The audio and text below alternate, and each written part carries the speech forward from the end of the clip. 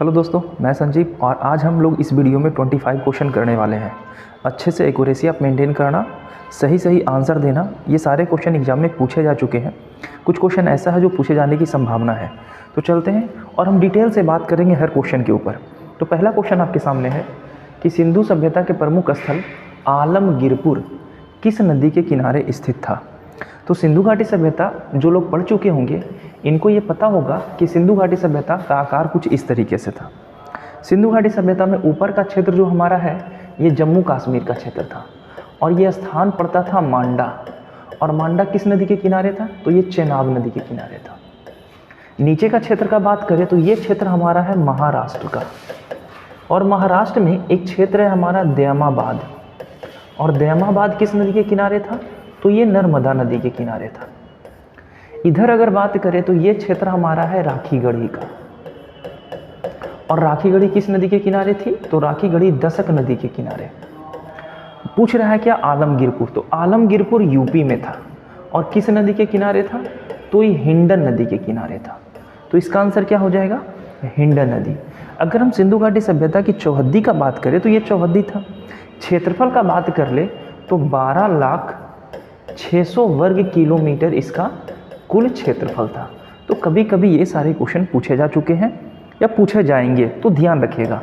दूसरा, औरंगजेब द्वारा जजिया कर को पुनः किस वर्ष लागू किया गया था? ये जो शब्द आपको दिख रहा है जजिया कर, ये सबसे इम्पॉर्टेंट हो जाता है। इम्पॉर्टेंट किस बेसिस पे? तो जजिया कर की शुरुआत सबसे पहले कब की गई थी? 712 ईस्वी में। कौन किया था? तो मोहम्मद बिन कासिम। अगर मोहम्मद बिन कासिम के बारे में अगर आप जानते होंगे तो ये पता होगा कि ये भारत में आक्रमण करने वाला पहला मुस्लिम शासक है। इसने रौबोर का युद्ध किया था राजा दाहिर के साथ। जजिया कर के बारे में और कैसा क्वेश्चन बनता है कि कश्मीर में जजिया कर को किसने लगाया था? जजिया कर में ब्राह्मणों को किसने शामिल किया था? जजिया कर को अंतिम रूप से समाप्त कौन कर दिया था? ये सारी बातें थोड़ा सा अभी हम रुक के देख लेते हैं। अगर बात करें जजिया कर का, तो दिल्ली साम्राज्य में एक शासक आते FST, फिरोज शाह तुगलक। ये जो FST है ये जजिया कर में ब्राह्मणों को शामिल कर देता है, और इसके लिए ब्राह्मण अनशन करते हैं, आंदोलन करते हैं, और इसके बावजूद भी ये जजिया कर के ऊपर ब्राह्मणों पर कोई ध्यान नहीं देता। और ये जजिया कर एक ऐसी समस्या थी जिसके कारण बहुत सारे हिंदू मुस्लिम धर्म को स्वीकार करना शुरू कर दिए थे। जम्मू कश्मीर में अगर बात की जाए तो एक जम्मू कश्मीर का व्यक्ति है जिसका नाम था सिकंदर शाह। सिकंदर शाह ने सर्वप्रथम जम्मू कश्मीर के क्षेत्र में जजिया कर लगाया था। लेकिन जम्मू कश्मीर, ये सिकंदर शाह का एक पुत्र था जैनुअल आबदीन, के बारे में आप सुने होंगे। जैनुअल आबदीन ने सबसे पहले जजिया कर को समाप्त किया था कश्मीर के क्षेत्र में। और जजिया कर को अंतिम रूप से अगर समाप्त करने की बात की जाए तो अंतिम रूप से समाप्त कौन करेगा? तो रंगीला बादशाह के नाम से जाना जाता था, रोशन अख्तर। जैसा ने रोशन अख्तर से कहा कि आपको जजिया कर समाप्त कर देना चाहिए, तो 1720 ईस्वी में अंतिम रूप से जजिया कर समाप्त कर दिया गया। यानी आप देख सकते हो कि लगभग 1000 सालों तक जजिया कर हिंदुओं से यानी गैर मुसलमानों पर यह लगाया जाता था। अब ये क्वेश्चन पूछा जा रहा है कि औरंगजेब कब लगाया था? तो औरंगजेब जजिया कर लगाया था 1679 में। नेक्स्ट, बाबर को भारत पर आक्रमण करने के लिए आमंत्रित करने में कौन शामिल नहीं था? ये शब्द पे आप ध्यान दीजिएगा।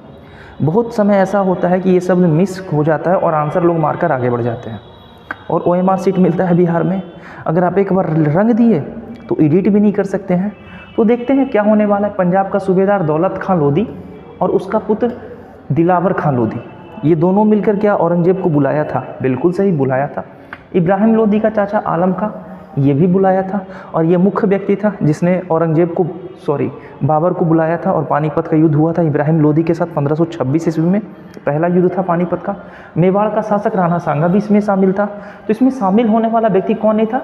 चंदेरी का शासक मेदिनी राय, ये शामिल नहीं था। और इब्राहिम लोधी पानीपत के युद्ध में 1526 ईस्वी में मारा गया बाबर के साथ, और दिल्ली सल्तनत काल का ये एक पहला व्यक्ति था इब्राहिम लोधी जो रणभूमि में मारा गया था। नेक्स्ट क्वेश्चन, निम्नलिखित में से जिस एक शासक ने ईस्ट इंडिया कंपनी को दीवानी प्रदान की थी, वो कौन सा एक शासक था जो ईस्ट इंडिया कंपनी को दीवानी प्रदान करेगा? ऑप्शन में है फर्रुखसियर, शाह आलम प्रथम, शाह आलम द्वितीय या शुजाउद्दौला। तो अगर आपको पता होगा 1764 का युद्ध यानी बक्सर का युद्ध, बक्सर के युद्ध में 3 सेना शामिल थी। कौन कौन थे? तो मुगल बादशाह शाह आलम द्वितीय, अवध का नवाब शुजा-उद-दौला और बंगाल का नवाब मीर कासिम। ये संयुक्त सेना मिलकर अंग्रेजों के साथ युद्ध किया था और अंग्रेजों का सैनिक का नेतृत्व कर रहे थे हेक्टर मुनरो। और इस युद्ध में संयुक्त सेना हार गई थी, जिसमें शाह आलम द्वितीय भी हार गए थे। और जब हार गए थे शाह आलम द्वितीय, तो 1765 ईस्वी में इलाहाबाद की संधि की गई। इलाहाबाद की संधि 2 की गई है, एक 12 अगस्त को और एक 15 अगस्त 1765 को। एक किया गया था शाह आलम द्वितीय के साथ और एक किया गया था अवध के नवाब शुजा-उद-दौला के साथ। तो जिस समय शाह आलम द्वितीय के साथ इलाहाबाद की संधि की गई, उसी समय शाह आलम द्वितीय ने अंग्रेजों को बंगाल और बिहार की दीवानी सौंप दिया था। तो इसका आंसर क्या हो जाएगा? शाह आलम द्वितीय। अगर शाह आलम द्वितीय का कार्यकाल देखेंगे तो शाह आलम द्वितीय का कार्यकाल कब से कब तक था, ये आप कमेंट में हमें बताना। नेक्स्ट, चौरा चौरी, चौरी चौरा नामक प्रसिद्ध स्थल कहाँ है? चौरी चौरा का घटना आपको याद होगा, है ना? फरवरी कब हुआ था? तो फरवरी 1920 में हुआ था, यानी 5 फरवरी 1922 की ये घटना है, 20 की नहीं 1922 की। असहयोग आंदोलन गांधी जी शुरू किए थे। चौरा चौरी हत्याकांड में यूपी का एक क्षेत्र था गोरखपुर, इसमें कुछ जवानों को, अंग्रेजी जवानों को थाने में बंद करके बाहर से आग लगा दिया गया था। इस घटना के बाद गांधी जी को काफ़ी आहत हुआ और वो असहयोग आंदोलन वापस लेने की बात कर दिए थे। नेक्स्ट, निम्नलिखित में से कौन सा गोलमेज सम्मेलन 1932 में हुआ था? तो राउंड टेबल आपको पता होगा, ये 3rd राउंड टेबल कॉन्फ्रेंस का बात कर रहा है। राउंड टेबल याद रखने का सबसे सिंपल है, पहला हुआ था 30 में, दूसरा हुआ 31 में और तीसरा हुआ 32 में। राउंड टेबल से क्वेश्चन ये पूछा जाता है जनरली कि किस गोलमेज सम्मेलन में कांग्रेस भाग लिया था, या किस एकमात्र गोलमेज सम्मेलन में कांग्रेस भाग लिया था? तो दूसरा गोलमेज सम्मेलन था, गांधी जी के द्वारा भाग लिया गया था कांग्रेस की तरफ से, और गांधी इरविन समझौता यहीं पे हुआ था। एक क्वेश्चन और पूछ लिया जाता है कि किस गोलमेज सम्मेलन में तीनों सम्मेलन में भाग लेने वाले व्यक्ति कौन है? तो तीनों सम्मेलन में भाग लेने वाले व्यक्ति कौन थे? भीमराव अंबेडकर साहब। नेक्स्ट चलते हैं, भारतीय स्वतंत्रता आंदोलन के संदर्भ में उषा मेहता के बारे में बताना है आपको। इनका काफ़ी इंपॉर्टेंट रोल रह चुका है स्वतंत्रता संग्राम में। उषा मेहता के समय अगर देखा जाए तो उषा मेहता 1920 में जन्म ली थी और ये 2000 तक ये जीवित रही, यानी 80 वर्षों तक ये रही थी। उषा मेहता के बारे में और बात की जाए तो ये द्वितीय गोलमेज सम्मेलन में सहभागी थी, आज़ाद हिंद फौज की एक टुकड़ी का नेतृत्व करने वाली थी, पंडित जवाहरलाल नेहरू के अंतरिम सरकार की बैठक में सहायक भूमिका निभाई थी, या भारत छोड़ो आंदोलन की बेला में गुप्त कांग्रेस रेडियो चलाने वाली थी। तो ये रेडियो चलाने वाली थी भारत छोड़ो आंदोलन के समय। बाकी इनका जन्म तो 1920 में हुआ ही है, और ये सारी घटनाएं जिस समय चल रही थी उस समय इनको उम्र 10 या 12 साल का था। लेकिन गोलमेज सम्मेलन कब हुआ था? गोलमेज सम्मेलन 1922 भारत छोड़ो आंदोलन कब हुआ है? तो 1942 में हुआ है, जिस समय इनकी उम्र क्या थी? 22 साल की थी, और इसी में ये अपनी सहयोगिता दिए हैं। नेक्स्ट, निम्नलिखित में से कौन भारतीय संविधान की प्रारूप समिति के सदस्य नहीं है? पूछ रहा है। प्रारूप समिति, संविधान सभा गठन किया जा रहा था, कई सारे सदन की स्थापना हो चुकी थी। पंडित जवाहरलाल नेहरू, डॉक्टर राजेंद्र प्रसाद, ये सारे के नेतृत्व में सभाएं बैठाई गई थी, और यहीं पे एक सभा था प्रारूप समिति। प्रारूप समिति के अध्यक्ष के बारे में पूछा जाता है, बाबा साहब थे, भीमराव अम्बेडकर साहब। ठीक है, अब इसमें अध्यक्ष कौन नहीं थे? तो प्रारूप समिति में अध्यक्ष कितने थे पहले ये आपको जानना है। तो बाबा साहब को लेकर कुल 7 लोग थे, एक बाबा साहब थे, 6 लोग और थे। इसमें कौन शामिल नहीं थे? गोपाला कृष्ण स्वामी अयंकर शामिल थे, अल्लादी कृष्ण स्वामी अयंकर ये भी स्वामी थे, B.R. अम्बेडकर तो अध्यक्ष ही थे, डॉक्टर राजेंद्र प्रसाद इसका आंसर हो जाएगा। अब थोड़ा 6 सदस्य का नाम एक बार देख लेते हैं। यहाँ पे 6 सदस्य का नाम दिया हुआ है, एक बार इसे आप देख लो, बार बार पूछा जाता है। अल्लादी कृष्ण स्वामी Iyer, M. Madhavrao, K.M. Munshi, M.N. Gopala स्वामी अयंकर, T.T. कृष्णमाचारी, सैयद मोहम्मद सादुल्ला, S.N. मुखर्जी इस समिति के सदस्य नहीं थे। ये बात कर रहा है S.N. मुखर्जी का कि S.N. मुखर्जी इस समिति के सदस्य नहीं थे। इसमें B.L. मित्र के स्थान पर कौन आए थे? N. माधवराव तथा D.P. खेतान की मृत्यु के पश्चात T. कृष्णमाचारी सदस्य बने थे। तो तो ये क्वेश्चन बार बार पूछा गया है कि प्रारूप समिति के किस सदस्य की मृत्यु के कारण टीटी कृष्णमाचारी को अध्यक्ष बनाया गया था। तो ये कौन थे सदस्य बनाया गया था, तो ये थे डीपी खेतान। ये सारी बात एग्जाम में पूछी जा चुकी है। नेक्स्ट क्वेश्चन, भारत की संसद में निम्नलिखित में से क्या सही नहीं है। ये बार बार आप मिस मत करना, सही नहीं है जो पूछ रहा है। राष्ट्रपति लोकसभा और राज्यसभा से संसद बनती है, तो संसद में राष्ट्रपति भी होते हैं, लोकसभा और राज्यसभा यानी उच्च सदन निम्न सदन दोनों शामिल होता है, तो ये सही है। लोकसभा में मनोनीत सदस्य होता है, राज्यसभा में भंग नहीं किया जा सकता। राज्यसभा के कुछ सदस्य राष्ट्रपति द्वारा निर्देशित होते हैं। अच्छे से ये क्वेश्चन का ऑप्शन पढ़ दो, अच्छे से आंसर लगाओ, देखना मिस ना करो। और मुझे पता है ये क्वेश्चन का आंसर आप गलत कर दोगे, मैं आई डैम श्योर कि आप गलत कर दोगे। यहाँ देखना, लोकसभा के में मनोनीत सदस्य होते हैं, तो लोकसभा में पहले ऐसा होता था कि लोकसभा का कुल सदस्य संख्या कितनी होती थी, 552। 552 का बात करें और चुनाव कितने पर होता था, 545। वर्तमान में कितना है, तो 543। ये जो दो सदस्य हैं, ये दो सदस्य राष्ट्रपति के द्वारा एंग्लो इंडियन के रूप में लोकसभा में चुना जाता था, यानी मनोनीत किया जाता था। लेकिन ये प्रोविज़न अब 104वां संविधान संशोधन 2019 के तहत समाप्त कर दिया गया है। तो इसका आंसर ये हो जाएगा कि लोकसभा में मनोनीत सदस्य होते हैं, लोकसभा में अब मनोनीत सदस्य नहीं होते हैं। बाकी तो राज्यसभा को भंग नहीं किया जा सकता है क्योंकि ये परमानेंट हाउस होता है। राज्यसभा के सदस्य का कार्यकाल होता है 6 साल का। राज्यसभा के कुछ सदस्य राष्ट्रपति द्वारा मनोनीत होते हैं, बिल्कुल सही। 12 सदस्य होते हैं जो राज्यसभा के राष्ट्रपति के द्वारा राज्यसभा में मनोनीत किए जाते हैं, साहित्य, कला, शिक्षा के क्षेत्र में। ठीक है, नेक्स्ट, मौलिक अधिकार में कौन सी बात की स्वतंत्रता नहीं है, फंडामेंटल राइट। तो पहले तो यही आपसे पूछ लिया जाएगा कि मौलिक अधिकार कहाँ से लिया गया था, अमेरिका से। मौलिक अधिकार में आर्टिकल कहाँ से कहाँ तक है, तो आर्टिकल 12 से लेकर 35 तक है। कुल आर्टिकल की संख्या कितनी है, कुल आर्टिकल की संख्या 24 है। मौलिक अधिकार हमारे पास कितने हैं या मूल संविधान में कितने थे, तो मूल संविधान में मौलिक अधिकार 7 थे, वर्तमान में मौलिक अधिकार 6 हैं। संपत्ति का अधिकार जो पहले संविधान के अनुच्छेद 31 में रखा गया था, अब इसे समाप्त कर दिया गया है संपत्ति के अधिकार को, और आर्टिकल 300 के ए में इसे शामिल कर दिया गया है। ऑप्शन पढ़ लीजिए, हड़ताल करने की आज़ादी, विचार व्यक्त करने की आज़ादी, शांतिपूर्ण प्रदर्शन करने की आज़ादी और धरना देने की आज़ादी। मुझे लगता है कि इसमें भी आप कन्फ्यूज करोगे। जो बच्चा आंसर ए मारा है उनका बिल्कुल सही है। हड़ताल करने की आज़ादी ये फंडामेंटल राइट में कहीं पे भी मेंशन नहीं किया गया है। अगर हम बात कर ले फंडामेंटल का, तो हमारे पास मौलिक अधिकार 6 हैं। मूल संविधान में 7 थे, वर्तमान में 6 है। समता का अधिकार यानी राइट टू इक्वलिटी 14 आर्टिकल 14 से लेकर आर्टिकल 18। स्वतंत्रता का अधिकार राइट टू फ्रीडम 19 से 22। शोषण के विरुद्ध अधिकार 23-24। धार्मिक स्वतंत्रता का अधिकार 25-28 और संस्कृति और शिक्षा संबंधित अधिकार 29-30।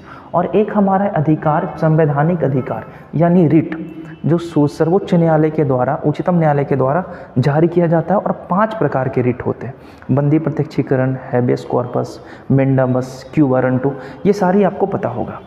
नेक्स्ट, ऐसे प्रधानमंत्री जिनके विरुद्ध लोकसभा में अविश्वास प्रस्ताव लाया गया था, प्रथम के बारे में बात किया जा रहा है।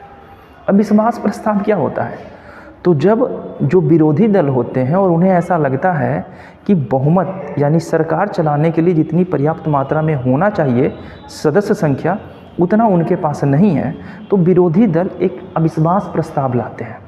और ये सबसे पहले लाया गया था पंडित जवाहरलाल नेहरू के कार्यकाल में। 1963 में ये पहले बार लाया गया था। अविश्वास प्रस्ताव तब लाया जाता है जब ऐसा लगता है कि उनके पास बहुमत सदस्य संख्या नहीं है, और अगर वो बहुमत सदस्य संख्या साबित कर देते हैं तो अविश्वास प्रस्ताव वहीं पर समाप्त हो जाती है। अन्यथा उन्हें मंत्री पद से इस्तीफा दे देना पड़ेगा और मंत्रिमंडल क्या हो जाएगी, भंग हो जाएगी। नेक्स्ट, निम्नलिखित में से कौन सुमेलित नहीं है, बढ़िया से देख लेना। अब ज्योग्राफी का क्वेश्चन आ गया, अभी पॉलिटी देख रहे थे, अब ज्योग्राफी देखेंगे। लिपुलेख दर्रा, नाथुला दर्रा, रोहतांग दर्रा और पालघाट दर्रा।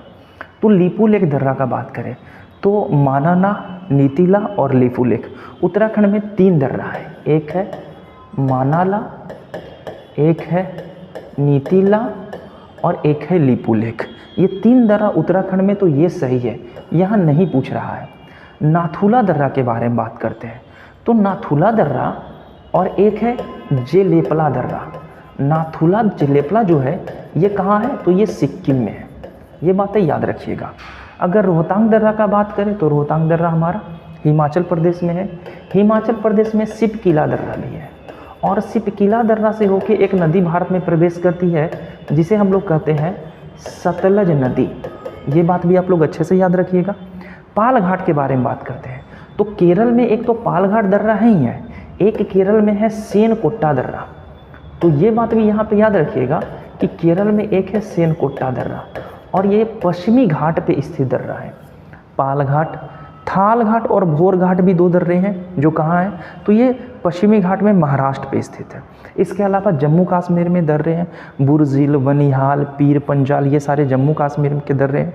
अरुणाचल प्रदेश का भी दर्रा है, अरुणाचल प्रदेश में हमारा दिफू दर्रा है। तुजू दर्रा हमारा मणिपुर में है। तो इसका आंसर क्या हो जाएगा, इसका आंसर हो जाएगा बी। नेक्स्ट चलते हैं।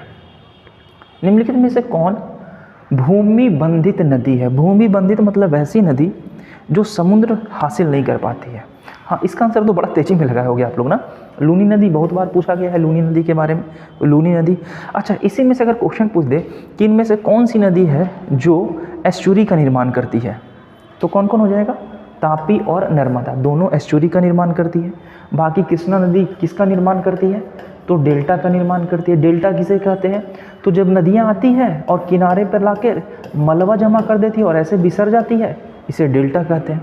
जबकि नर्मदा और ताप्ती नदी एक तो पश्चिम की ओर प्रवाहित होती है और ये खंबात की खाड़ी में अपना जल गिराने वाली नदी है।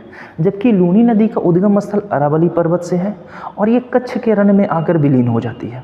तो ये सारे क्वेश्चन नदी से एक क्वेश्चन आपको एग्जाम में देखने को मिलता है। नेक्स्ट, उपजाऊ जलोढ़ मृदा का उत्पादन करने के लिए सबसे उपयुक्त क्या है, चावल, चाय, कपास या मक्का। तो जलोढ़ मिट्टी में सबसे अधिक मात्रा में क्या चीज़ पैदावार की जाएगी, बिल्कुल सही, चावल की खेती की पैदावार की जाएगी। अगर कपास के बारे में बात करें तो ये काली मिट्टी में, जिसे रेगुर मिट्टी या काली कपासीय मिट्टी के बारे में काली कपासीय मिट्टी कहते हैं। ये महाराष्ट्र के क्षेत्र में दक्कन के पठार में पाया जाता है। चाय की खेती पश्चिम बंगाल के दार्जिलिंग क्षेत्र में प्रचुर मात्रा में होती है, असम में भी होता है, दक्षिण क्षेत्र में भी होता है। मक्का की खेती होती है जलोढ़ मिट्टी में, लेकिन पर्याप्त मात्रा में खेती होती है चावल की जलोढ़ मिट्टी में। जलोढ़ मिट्टी 2 प्रकार का होता है, एक जलोढ़ मिट्टी को हम लोग खादर कहते हैं और दूसरे जलोढ़ मिट्टी को हम लोग बांगर कहते हैं। बांगर को हम लोग पुरानी जलोढ़ मिट्टी कहते हैं, जबकि खादर को हम लोग नवीन जलोढ़ मिट्टी कहते हैं। तो ये सारी बातें याद रखिएगा। नेक्स्ट क्वेश्चन पे चलते हैं। नंदा देवी चोटी कहाँ स्थित है। अब ऑप्शन आप लोग आराम से देखना, असम हिमालय, कुमाऊं हिमालय, नेपाल हिमालय या पंजाब हिमालय। तो सर सिडनी बुराड़ नामक एक व्यक्ति थे जिन्होंने हिमालय को नदियों के आधार पर बांटा था। अगर हिमालय देखें तो इस तरीके से हिमालय का विस्तार है, यानी यहाँ पे एक चोटी हमारा, इसका नाम है नंगा पर्वत। और ये नंगा पर्वत कहाँ है, तो ये नंगा पर्वत जम्मू एंड कश्मीर में है। और पूर्व में एक चोटी है यहाँ पे जिसे कहते हैं नामचा बरवा, ये, और नामचा बरवा अरुणाचल प्रदेश में है। अब सर सिडनी बुराड़ क्या करते हैं, नदियों को बांट देते हैं, हिमालय को नदी के आधार पर बांटते हैं। ये नदी, ये हिमालय, ये हिमालय, इसे कहते हैं हम लोग कश्मीर हिमालय। कश्मीर हिमालय, इसे कहा जाता है कुमाऊं हिमालय। कुमाऊं हिमालय, इसे कहा जाता है असम हिमालय, और सॉरी असम नहीं, नेपाल होगा। इसे कहा जाता है नेपाल हिमालय और इसे कहा जाता है असम हिमालय। अब नदी कौन कौन सी, तो एक बार नदी देख लेते हैं। ये नदी हमारी यहाँ से ये जाती है सिंधु से सतलज, सतलज से काली, काली से तीस्ता, और तीस्ता से एक नदी यहाँ से आती है जिसे कहते हैं हम लोग कौन सी नदी, ब्रह्मपुत्रा, ये नदी। तो ये नदियों के आधार पर सर सिडनी बुराड़ ने हिमालय को 4 भागों में बांटा था। नंदा देवी पर्वत का अगर बात करें तो ये उत्तराखंड का क्षेत्र है और उत्तराखंड क्षेत्र कुमाऊं हिमालय में पड़ता है। तो कभी कभी ये पूछ सकता है कि कुमाऊं हिमालय किन 2 नदियों के बीच में स्थित है, तो सतलज नदी और काली नदी के बीच में स्थित है। तो इसका आंसर क्या हो जाएगा, कुमाऊं हिमालय। तो ये है मेरा अगला क्वेश्चन, और अगला क्वेश्चन हमारा होने वाला है मैथ का। 1-2 क्वेश्चन आपको मैथ का मिल जाएगा, आराम से क्वेश्चन पढ़िए और आंसर लगाइएगा। क्वेश्चन क्या कह रहा है, नदी की धारा की गति 3 किलोमीटर प्रति घंटा है, एक नाव 36 किलोमीटर की दूरी जाती है और 9 घंटे में प्रारंभिक बिंदु पर वापस आ जाती है, तो शांत जल में नाव की गति बताना है। अब ऐसा क्वेश्चन अगर आप प्रोसेस से बनाने लगेगा तो काफ़ी टाइम भी किल हो जाएगा, तो ऑप्शन से चलते हैं। ऑप्शन क्या लेते हैं, तो ऑप्शन ऐसा लेंगे कि 3 और नंबर ऑफ ये जो ऑप्शन है उसको जोड़े तो 36 से डिवाइड होने पर वो आसानी से डिवाइड हो जाए, या घटाएं भी तो डिवाइड हो जाए, कट जाए अच्छे से। तो अगर यहाँ से अगर 9 उठाएंगे तो कितना हो जाएगा, 9 + 3 यानी कितना हो गया 12। यानी अगर 12 किलोमीटर प्रति घंटा के हिसाब से चले तो 36 किलोमीटर की दूरी तय करने में कितना समय लगेगा, तो 12 × 36 यानी 3 घंटा यहाँ लग गया। एक धारा के साथ जब जाएगी तो धारा के विपरीत जाएगी तो 9 - 3 यानी 6 हो जाएगा, 6 किलोमीटर प्रति घंटा। अब 6 किलोमीटर प्रति घंटा है और इसे डिवाइड करेंगे तो कितना आ गया, 6 घंटा। टोटल जोड़कर देख रहे हैं तो हमारा टाइम 9 घंटा आ गया। यानी हमारा शांत जल में नाव की चाल कितनी होगी, 9 किलोमीटर प्रति घंटा। और ये आपको एग्जाम में कोई देखना पड़ेगा, अगर प्रैक्टिस में हो तो ये क्वेश्चन आसानी से आप बना सकते हो। नेक्स्ट क्वेश्चन पे चलते हैं। Find the next number. अगला नंबर आपको ढूंढना है क्या होने वाला है। ये क्वेश्चन आपके लिए है, ये क्वेश्चन का आंसर हमें बताना कि क्या होने वाला है, ठीक है। जो बच्चा अगर सही सही आंसर देता है उसको मैं कुछ गिफ्ट भी देने वाला हूँ। तो चलो इसका आंसर आप बताना हमें क्या होने वाला है। नेक्स्ट वीडियो में हम इस क्वेश्चन पे बात कर लेंगे, ठीक है। नेक्स्ट क्वेश्चन, बिहार के कितने जिलों को अलग कर झारखंड राज्य का निर्माण किया गया था। तो आपको पता है झारखंड कब अलग हुआ है बिहार से, 15 नवंबर 2000 को झारखंड बिहार से अलग हो गया है। 46% हिस्सा लेकर झारखंड अलग हो गया। और उस समय कितने जिले झारखंड में चले गए थे, तो 18 जिले चले गए थे। झारखंड बिहार के दक्षिण में स्थित है। बिहार का जिला जिसकी सीमा उत्तर प्रदेश और झारखंड दोनों से लगती है। बिहार का मैप है, उत्तर प्रदेश से भी लग रहा है और कहाँ से लग रहा है, झारखंड से। तो आंसर क्या हो जाएगा, बक्सर, कैमूर, रोहतास या औरंगाबाद। इसका आंसर क्या होने वाला है, औरंगाबाद, बक्सर, रोहतास या कैमूर। इसका आंसर हो जाएगा रोहतास होगा। इसका आंसर हो जाएगा रोहतास। नेक्स्ट, चटका हुआ कांच चटकीला प्रतीत होता है। आंसर लगाना है, क्यों, अपवर्तन के कारण, प्रवर्तन के कारण, व्यतिकरण के कारण या पूर्ण आंतरिक प्रवर्तन के कारण।